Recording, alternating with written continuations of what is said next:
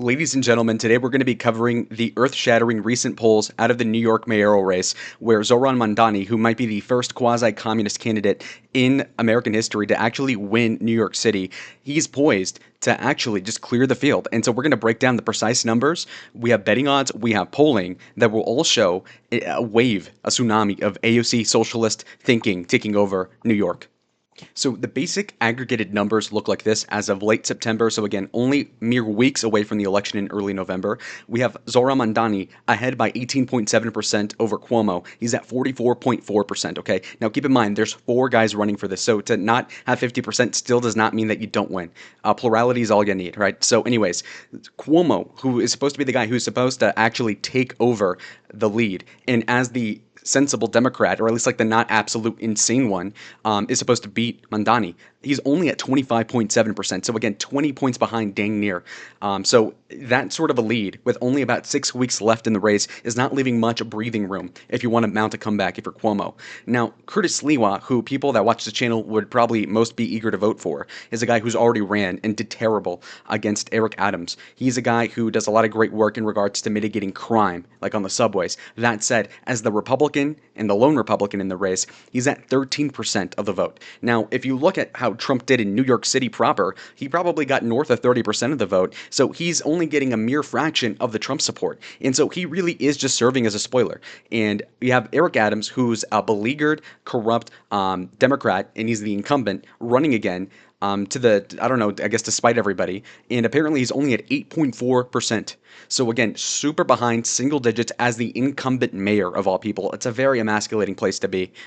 Now, let's look at some of the math of the race, right? This is super important. So apparently, we look at somebody like Mandani, and you might think, well, if there's three other guys, they can all drop out, or rather, two of them can, and then you pick the strongest horse in the race, and you have them mount a stop Mandani campaign, and that's unofficially what people have been trying to do this whole time. That said, though, it's easier said than done. Number one, we have a lot of politicians with egos. We have a bunch of 50, 60-year-old men that would feel nothing but emasculated if they were to just say, okay, well, I'm giving up because we can't beat this 30-year-old socialist pinko.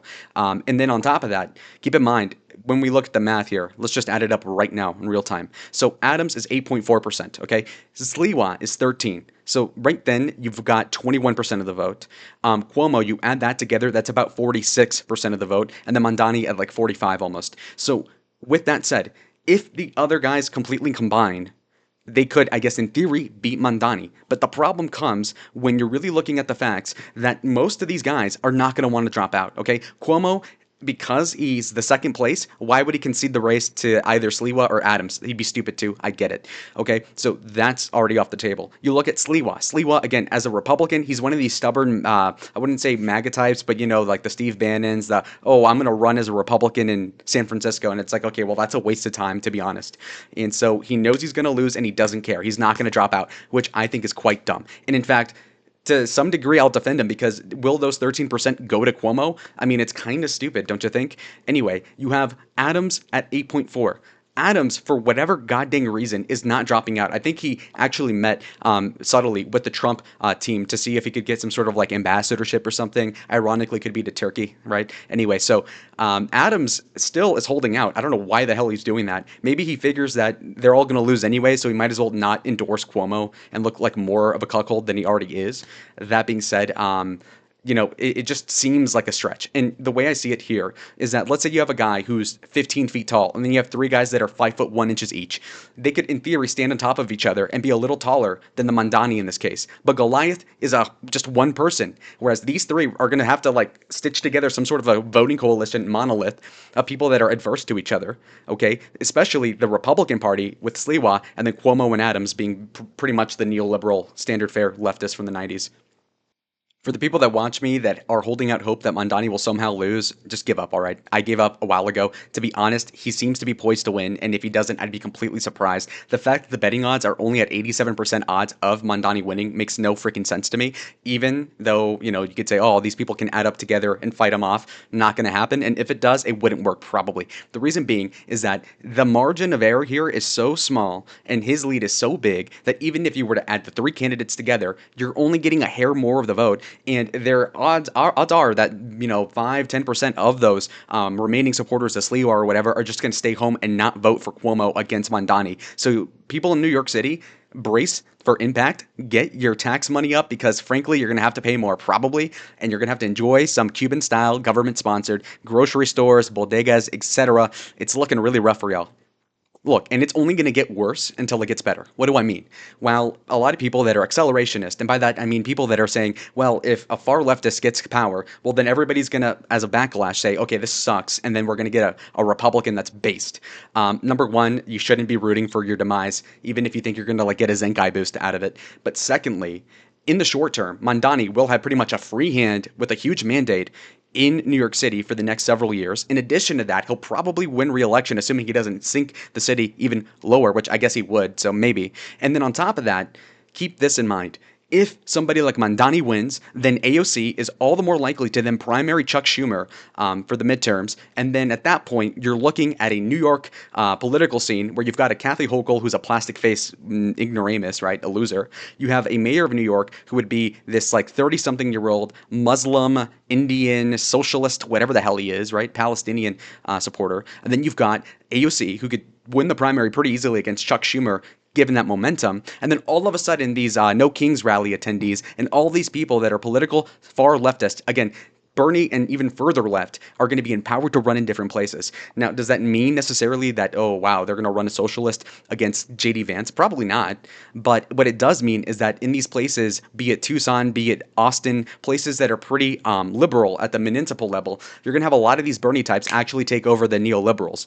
Because, in a primary setting, it seems like this populist leftist fervor is really reaching a point to where it's going to dominate all the lower levels of the Democratic Party. And for y'all that live in cities like me, then you're going to be pretty upset at what's going to happen because of the Mandani effect. Now, you guys might say, well, Lalo, the polls vary depending on who's doing them. And I agree. Sometimes they vary a couple points. Ann Seltzer, very beautiful woman. Just kidding. But anyway, she predicted Kamala being up in Iowa. Of course, she was off by, like 15% or something?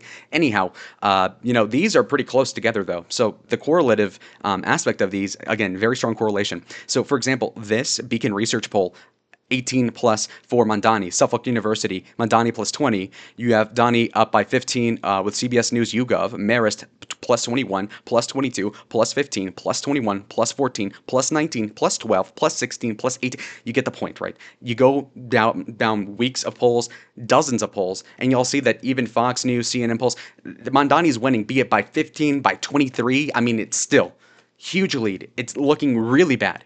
Now, on the flip side, in some more positive news before I leave, y'all, across the river or whatever, the ocean there, to New Jersey, you'll see that the Garden State is a lot more promising than their cousin over there in New York. Because apparently, according to the 2025 latest poll for the New Jersey governorship between Jack Citarelli, who's a great candidate, I have a friend that's running the campaign, and we have Cheryl here, Mikey Cheryl, who, again, unsexy name, even less sexy or less charismatic personality, horrible debate she had a few days ago against Jack. Anyhow, in this most recent poll, this Emerson one, that's pretty reputable, pretty good sample size as well. You have them both tied. Again, New Jersey is a state that Trump lost by almost 6%, which in and of itself is pretty damn impressive. Most Republicans like Romney lose by like 12.